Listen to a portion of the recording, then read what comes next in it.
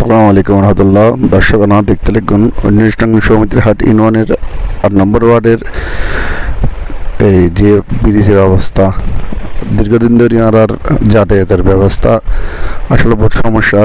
আনারা দেখতে লিখুন এই কি পরিস্থিতির মধ্যে আরা আছে। আর মাদ্রাসার স্কুলের বাচ্চা হাচ্চাও যাইতে বড় ধরনের সমস্যা। আর মুসল্লিয়াল সমিতি ডালিম মাদ্রাসার যাবেলাই ছাত্র মসজিদ আল মুসল্লিয়াল কি পরিস্থিতি পার মনে হতে যাতে আর কোনো এই ইউনিয়নের কোনো মা বাপ নেই।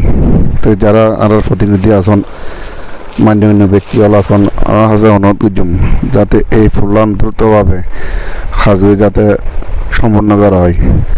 আসলে আরা 8 নম্বর ওয়ার্ডের মানুষ আরা বেশা বেশি কষ্ট হয় যে আর ইন্দি দেখতে কোনো মাদ্রাসা রাস্তা মাদ্রাসার যাতায়াতের মসজিদ মাদ্রাসা দুনিয়া হলোর খারাপ ভাঙি গাড়ি ঘোড়া চলাচলের অবস্থা পর্যন্ত নাই এখন।